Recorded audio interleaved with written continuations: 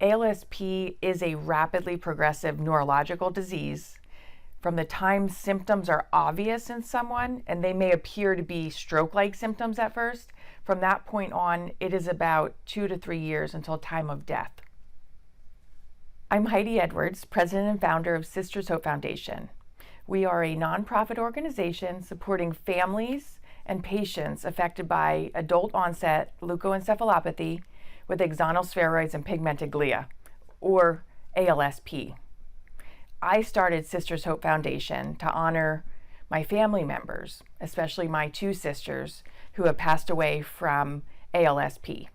When we began this journey with my aunt, my mom, and then my uncle, until they determined that ALSP is caused by the CSF1R mutation, that's when we knew definitely my family wasn't experiencing these other diseases. They had one common disease caused by a mutation on the CSF1R gene, which causes ALSP.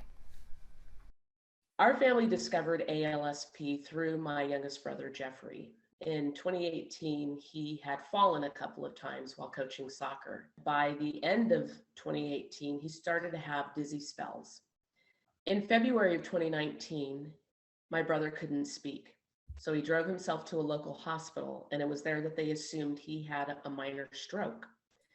Over the course of that year, he had tests run, and UCSF diagnosed him with MS.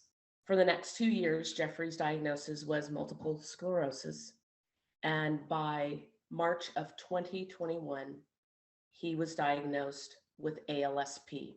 That diagnosis was found due to the CSF1R gene mutation. I can tell you about my family.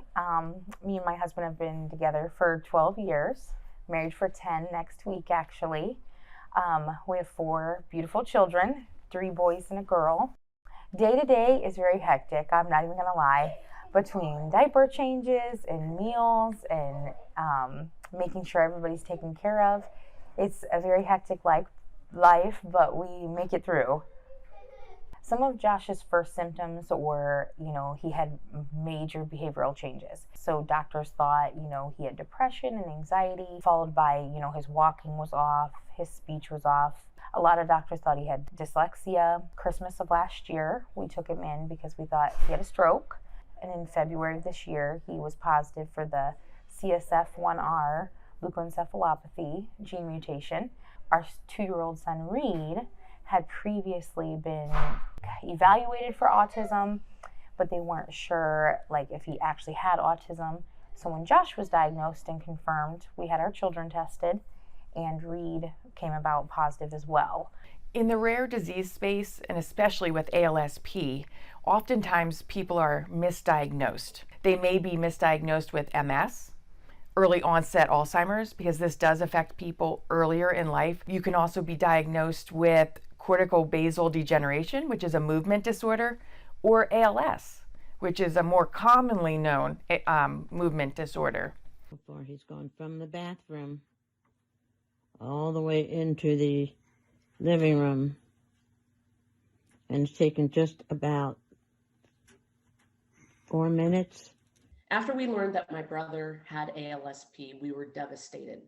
We understood that this was a terminal brain disorder, and the only option for him would be a bone marrow transplant. In order to be a donor, I would have to be tested for the CSF1R gene mutation, along with my middle brother, Joseph. And as it turned out, both of us tested positive for the CSF1R gene mutation. Knowing that I have the CSF1R gene mutation made me want to do something about it. It made me want to help others. And that's when I really dove in with the Sisters Hope Foundation, reached out to Heidi Edwards and told her that I wanted to participate and help in any way I can.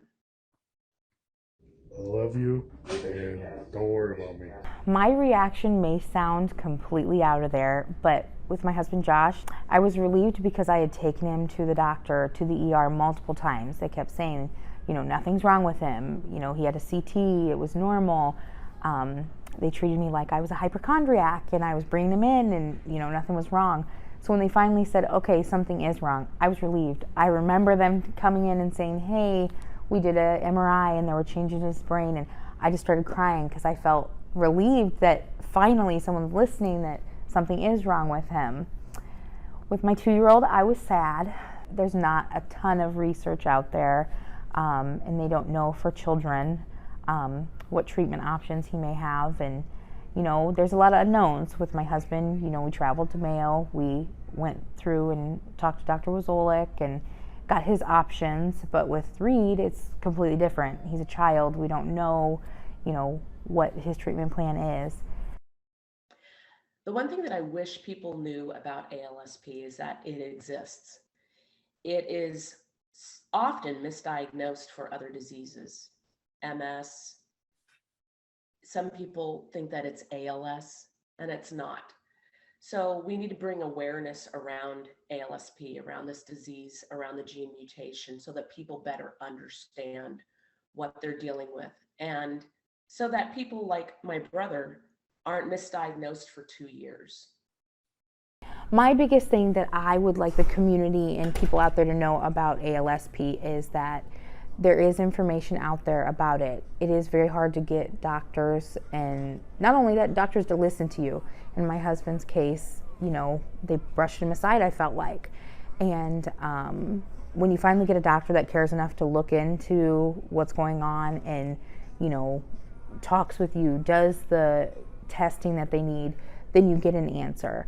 And my biggest thing is for people to get the testing, that there are options, and if you have a family member that's positive, there's companies that are willing to test you for free. You don't have to pay out of pocket to know, and for the peace of mind. When I was dealing with my family members being ill and I had nowhere to turn, no one to offer support or guidance, I knew that had to change.